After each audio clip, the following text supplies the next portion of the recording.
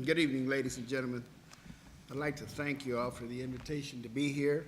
Your interest and commitment to an educated vote is appreciated.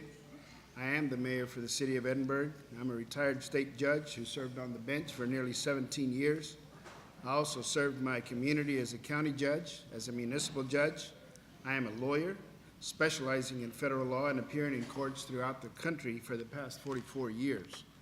I was born and raised in Edinburg, Texas, a proud veteran of the United States Army, a graduate of Pan American University with a degree in business administration, and also a graduate from Texas Southern University with a degree in law. I've worked every day since I was 13 years old, and still to this day I put in a 12-hour day between my law practice, serving you as your mayor, as a husband, as a father of 5, and a grandfather of 4. I believe in God and country, and during my tenure as your mayor, city facilities have all been upgraded: police department, water plants, public library, city hall, fire department, emergency operations, and we upgraded the solid waste facilities, which generate $20.4 million in revenue to our city. We have 4 new state-of-the-art gyms for parks and recreation, and I can proudly say that all of these occurred on my watch in the last 11 years. Sales tax revenue has increased by a whopping 250%, and unemployment has decreased by half. Edinburgh's been nationally recognized as one of the top 5 cities for economic growth and the highest reduction in poverty. We've received state recognition for financial management, fiscal responsibility, and our credit rating was increased. And just a week ago, we received national recognition for exemplary financial reporting and auditing practices. I look forward to addressing your specific questions. Thank you. As the valley continues to grow, so do the amount of cars on the road. Would Edinburg be able to implement a public transportation system that connects with Valley Metro and McAllen Metro to help ease traffic and lessen CO2 emissions? First, actually, it's already under construction. Valley Metro is building on 107, right next to the corridor that we established for the students and the city, what we call Las Ramblas, which is a pedestrian corridor that now holds events for the city. Valley Metro is under construction. It's very important today. Renewable energy, greening of America is important to the country. It's important to our area. We have incentives that are available. We have grants for renewable energy, where it be solar, LED lighting, etc. So public transportation goes in line with that, with all the emissions that are avoided by bundling people into one vehicle. And as I mentioned, it's already under construction. Great, thank you. This next question is about taxes. Edinburg residents want to know about tax rates. Under your leadership, will taxes be lowered or will they stay the same? And under what circumstances, if any, would you find raising taxes to be appropriate? Taxes are right now at 63.5 cents in the city of Edinburg. They haven't been raised or lowered in, I think, about 30 years. And the situation is that Edinburg is one of the fastest growing cities in the valley. When I first came on as mayor, I was told we were living in the 50s. All the facilities in the city were built in the 50s. Everyone was stacked up everywhere. They were outdated. I made it my goal to deal with the basics. I was told by the financial advisors that it couldn't be done without raising taxes. We were able to, first thing I did was get rid of the financial advisor, get another one.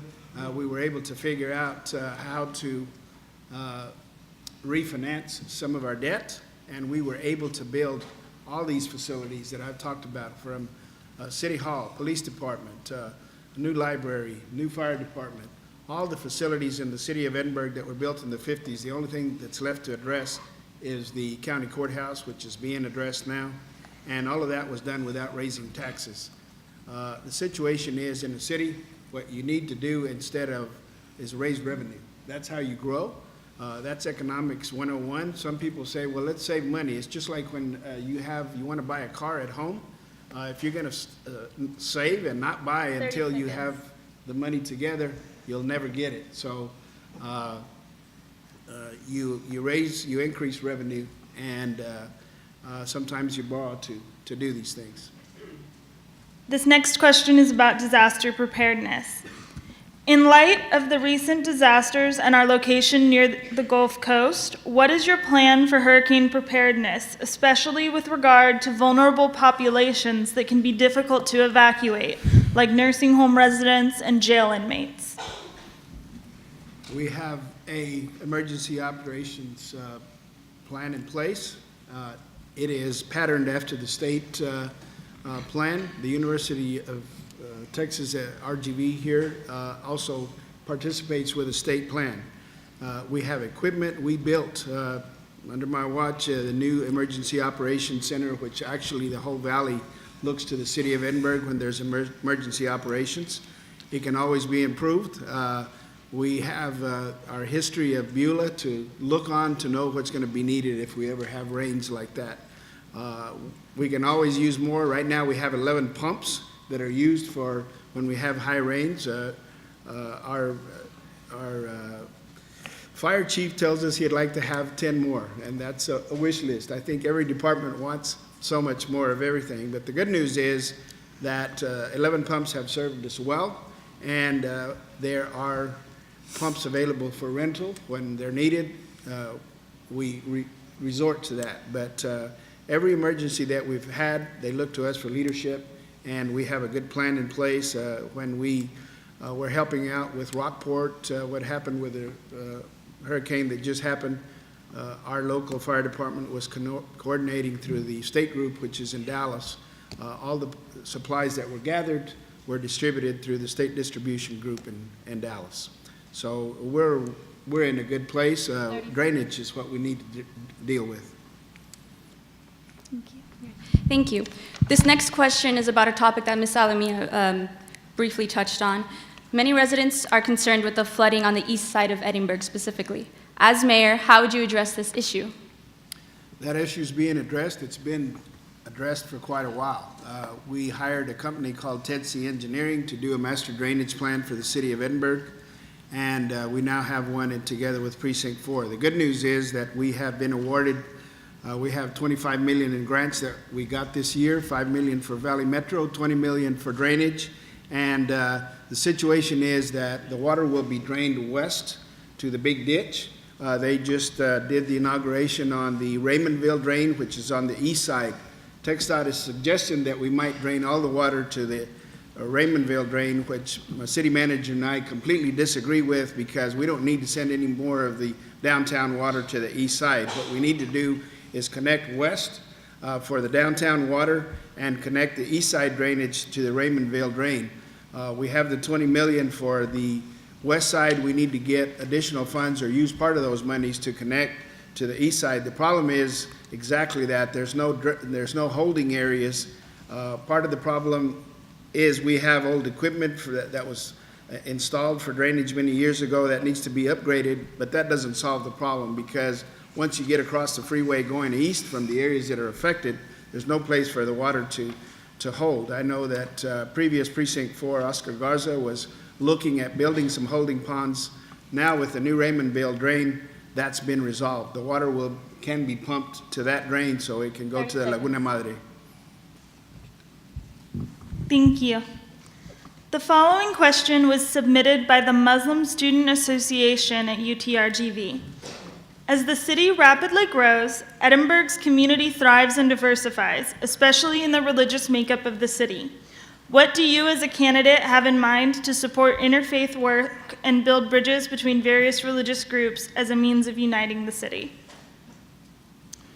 You know, I thought a long time ago, I've been around a long time, and I remember the Johnson administration, and I thought, as I look out today, and I see many faces, many colors, many religions, many cultures, that was going to be the face of America. That is what should be the face of America. Today we've seen division, unfortunately singling out not just Muslims, but Hispanics, etc. There's a very large Muslim community in our area. So many of them are very good friends of mine. An Indian community, there's the Syrians, Middle Easterners that recently they just had a party for me at their home. And everyone, no one is different, no religion is different. We are a country of laws. If there's anything that any religion brings that is something illegal, we've got to live within the law. But everyone should be able to practice their religion in their own way, in their own privacy, as long as they're not bothering or disturbing someone else.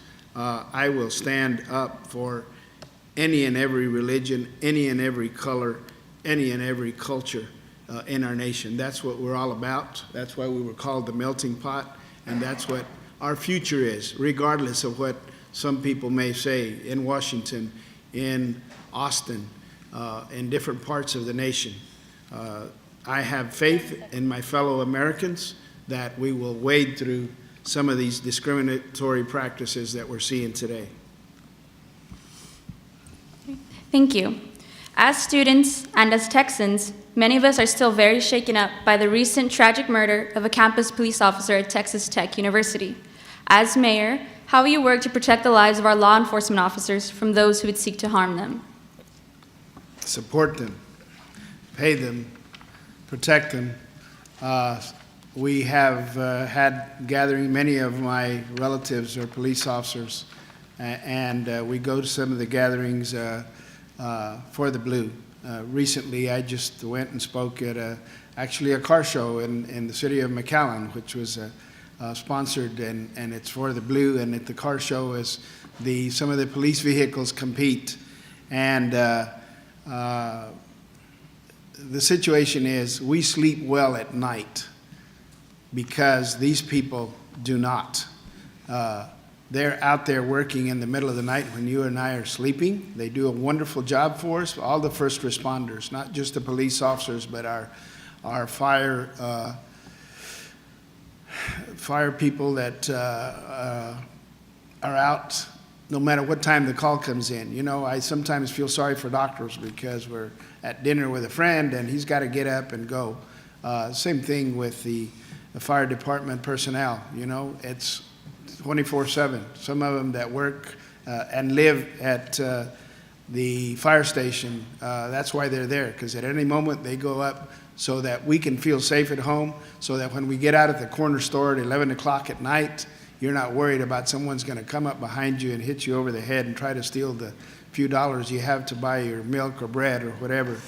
There's nothing more important in the city of Edinburg. That's why we keep adding. As a matter of fact, let me tell you, the base of our budget is $23 million per year. We also have solid waste, we have other income, but the base of our budget from ad valorem taxes is $23 million. We spend $25 million per year on police and fire. That's how important it is to our city. Thank you. The following question was submitted by the Young Democratic Socialists Club at UTRGV. If elected, do you have any plans to implement a citywide recycling program and/or other long-term sustainability programs? And how would you go about doing that? I'm sorry, citywide what? Recycling. Recycling. We do recycling in the city of Edinburg. We have a recycling program. We've experimented with various types of containers. We have recycling of different types, everything from cans to tires to different things that need recycling in our city. We have in the city of McAllen looked at their patterns for recycling for containers. We've done different experiments in different neighborhoods to see how it works, see how our citizens like that. Recycling is very important. The greening of America is very important. As I mentioned before, renewable energy, all of this goes hand in hand with the greening of America. We're learning about our mistakes from the past, and we have even experimented at our solid waste facility with capturing the methane gas that is released by the trash that is buried. And there are very strict regulations that are put out by the state, by Texas TCEQ, what we called environmental quality. And we had several companies that have come to us offering to capture the gas, to buy it from us so they can sell it for energy purposes. So the city of Edinburgh, I think, is very progressive. There's always room for improvement, room for growth, and we're constantly moving in that direction. Thank you. Thank you. There's been some dispute about the financial state of Edinburgh. Is the city in debt or not?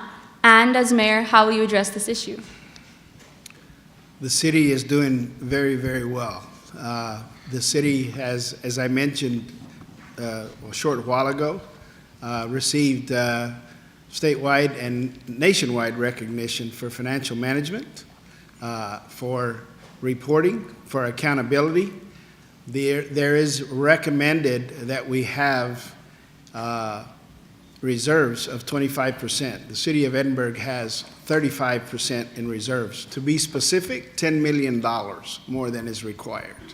At the Economic Development Corporation, which is the jobs creation arm of the city, we have 80% reserves. We have $4.7 million in reserve. We are doing very, very well. Our credit rating, when you're doing well at home, you have a good credit rating when you go borrow money. The credit rating was just upgraded for the city of Edinburgh this past year to the best credit rating the city of Edinburgh has ever enjoyed, AA rating, AA minus rating. And, you know, we talk about being in debt. We're issuing $5 million in COs for projects this year on this year's budget. That's what you do. That's what cities do to operate. As an example, FAR is issuing $16 million in COs for some parks that they're building. We have increased our revenue with all the new huge businesses that we've built in the city. That is what's going to make us even more financially sound, and we're moving in the right direction. Thank you. Thank you. The following question was submitted by the Black Student Union at UTRGV. As mayor, how would you work with the Police and Justice Department to ensure equal justice for Black citizens? You know, equal justice is not just for Black citizens, it's for all of us. I think everything that we do is to ensure that that happens. We have seen so many things over our nation in the last, I guess, year or two regarding groups against police officers, groups for police officers. I think the truth is the answer, and the truth lies sometimes in cameras. We have cameras in our police cruisers. We now have body cameras that we're getting for our police officers. So when you have someone out there trying to argue with an officer or say that something else happened other than what actually occurred, that is the way to resolve the issue. I think if we continue to go in the direction that technology is going today, that this issue is going to resolve itself very much. I've heard stories about people in our own city, you know, demanding different types of treatment from the police officers, and the police cameras resolve those issues very quickly. Thank you. Thank you. There is increasing concern in the community about the monopolization of healthcare options by Doctors Hospital Renaissance. As mayor, what would you do to bring more healthcare options to the community? And how would you incite the development of new and nonprofit hospitals in the area? You know, we have now probably a healthcare district that is the envy of certainly the Valley, if not Texas. We have hospitals. I think we have 11 different hospitals that operate in our city. Healthcare is very important to all of us. There's Medicaid, there's Medicare, there's the programs under Obamacare. There's right now, it is probably the hottest issue and hottest topic in the nation. We need to take care of our own. We have, the county spends probably $13 million for indigent health care. There's an issue that is always discussed about who's entitled to that indigent health care. Some people say, well, people are coming here from Mexico and getting free health care. There's people that are living here that are legal. There's people that are living here that are not legal, that can't afford to get treated sometimes. We have to be humane to our public. Health care, living and dying is something that is a humane issue that we have to deal with, that we have to ensure. I think we are one of the few of the large countries in the world that doesn't provide health care for everyone. I don't know what is the best solution, but certainly something that we need to provide for. The city of Edinburg is very cognizant and tries very well to, or tries hard to provide good health care this year by doing programs that are preemptive. Our rate went down by 1%. While every other city in the valley has increased in healthcare costs, our city's rate has decreased by 1% this year. Thank you. As UTRGV grows, parking becomes an issue of greater and greater concern. Edinburgh city ordinances around parking and parking structures have been one of the many obstacles involved in solving this issue. As mayor, how will you work with UTRGV to improve the parking situation? You know, I've had discussions with Dr. Bailey, Dr. Guy Bailey, the president of the university, about that problem. That's existed since I went to school here, and this was my alma mater, and I graduated from here. Parking in the city of Edinburgh, and I know what some of the students complain about. There's not enough parking on campus. There hasn't been, and I know that when I talk to Dr. Bailey, their future is that they're going to take a lot of these parking lots and do high-rise parking to have enough parking. I've seen the 20-year plan, the new construction for the new buildings, and that's what's going to happen is some of the large lots that you have are going to become smaller, but the parking garages, there's going to be parking garages for the students. Right now, the problem that exists is a lot of the students park on the streets. That's legal. You can do that. The city does not have an ordinance against that. However, you can't block a driveway. You can't be parked too close to the corner, try to squeeze the car in for one more parking space. The city works with the university, works with the students. Tickets that are issued for students that park wrong are handled through our municipal court, and generally our municipal judge or elected judge and the appointed judge look at a student's financial situation, and they work with them. The parking issue is, again, the responsibility of the university. We work with the school as much as possible with those issues, but the good news is that the university has public utility funds. The PUF fund is for brick and mortar, for construction, and you're going to see a lot of construction coming your way on this campus. That's the good news for all of us in this city, and a big part of it is going to be for parking. Thank you. This next question is about transparency. Citizens are concerned about how our municipal government spends our tax dollars. Can you briefly describe, 1, where tax dollars will go and how they'll be used under your leadership? And 2, how will you make that information transparent and accessible throughout your term? I just mentioned that we had received an award for transparency. It's entitled Reporting and Auditing. That's how you are transparent, how you report all your financial affairs and how you are audited. It's about the truth. I don't think there's anything that's untrue. Numbers don't lie. It's about numbers. Transparency is about numbers, and the numbers are on a sheet of paper, and they're reported, and I don't know who manipulates to get bank loans. Certainly not the bankers that I know. We talk about truth and transparency. We talked about Santana Textiles. The truth is there was a loan that was co-signed by the EDC for it's now $12 million. That's an investment. Not one penny has been paid from Edinburgh tax dollars. Santana Textiles employs 160 people. The payroll is $500,000 a month. They pay $1 million a year in taxes to the city of Edinburgh. let's be transparent. If we're going to talk transparency here, let's tell the truth.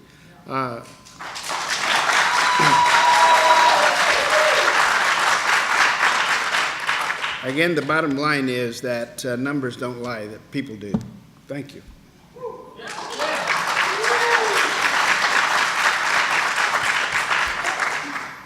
Thank you. This next question was submitted by the Lucha Club at UTRGV. Many cities across the state have joined together in a lawsuit against the anti-sanctuary city law SB 4. Immigrant rights advocates condemn the law as racist, while others, like Hidalgo County Sheriff Eddie Guerra, say the law makes us safer. Where do you stand, and would you support the city of Edinburg joining this lawsuit? You know, we've had no discussion. We joined on, as a city, being against the border wall. We've had no real discussion from the council. I would be against Senate Bill 4. The situation is that we have to do this as a council. I am one vote. We have Austin trying to dictate to us. In the city of Edinburg, in the county of Hidalgo, we follow the law. We're also compassionate. We're very different from a large part of this country. I went to meet with the governor recently with other mayors from the Valley area, McAllen, Mission, Weslaco, et cetera, and they were trying to pass a bill to limit what the cities could do here, how much you can spend, how much you can grow. I don't believe in that. I believe that Senate Bill 4 is also another way that they're trying to restrict cities, and I don't believe in them restricting us in Austin. Immigration is a federal law that comes from Washington. We have laws in place. I believe in enforcing our laws. There are other things, as we know about DACA for the Dreamers, depending on how you feel or might feel, not feel about that. Compassion is something that we all have to hold in our heart. I have compassion in my heart, but I'm also a believer in the law.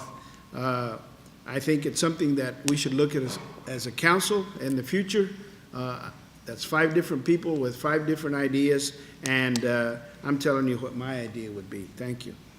Thank you. This concludes the question and answer portion of this forum. Now, each candidate will be allowed to make a 4-minute closing statement. Thank you. Ladies and gentlemen, the city of Edinburg has never demonstrated as much growth, stronger financial stability, nor greater promise of a future than it does today. We have worked hard to develop Edinburg into a destination city, the destination city. We have the whole valley looking at us. We've made wise strategic investments in projects that will serve as magnets for our neighbors throughout the valley, including McAllen and Mexico. The shops continue to expand to generate retail and dining options. Contrary to what I just heard, the H-E-B Soccer Park not only provides a first-rate sports entertainment venue, but also provides Olympic-grade practice fields. The Bird Ogden Arena will house the largest concert venue south of San Antonio. We have the Bistro, the IMAX, UTRGV Medical School, the county seat in our city. Edinburg is the place to be. That kind of unprecedented growth does not happen by accident. It does not happen by chance. It takes vision, it takes leadership, tenacity, experience, and capacity. That coupled with a superior team. Edinburg has the finest city staff, and I want to take this time right now to thank each and every one of them for their hard work and their commitment. That's what's brought us to where we are today. Edinburg's continued growth and prosperity depends on a council with a sound financial understanding, with a clear understanding of the law, with an obvious respect for the people that it represents. That respect is demonstrated first and foremost by speaking the truth, misleading the voters, investors, or regional partners, intentional or not, is worrisome at best. If you look around Edinburg, what do you see? You see growth. It is everywhere. You can quantify, you can measure. It is not a campaign promise or give me a shot. And I'll ask you to please hear me on this. This is not a high school popularity contest. It's not about name-calling. It's not about pointing fingers.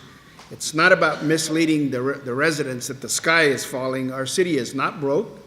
It's not broken. It's not lost. Our city is serious business, and it's much better than we're doing okay. The election is entirely about our city's future. Please do not take that lightly. Understand the impact, the responsibility of your vote. It is not based on promises of jobs, greatness, nor moving glaciers. It is about proven leadership. It is about the capacity and the ability to continue to grow our city. It is about you and the generations that follow. Ladies and gentlemen, my name is Richard Garcia. I am your mayor, and I humbly and respectfully ask for your continued vote and support. Thank you very much, and God bless all of you.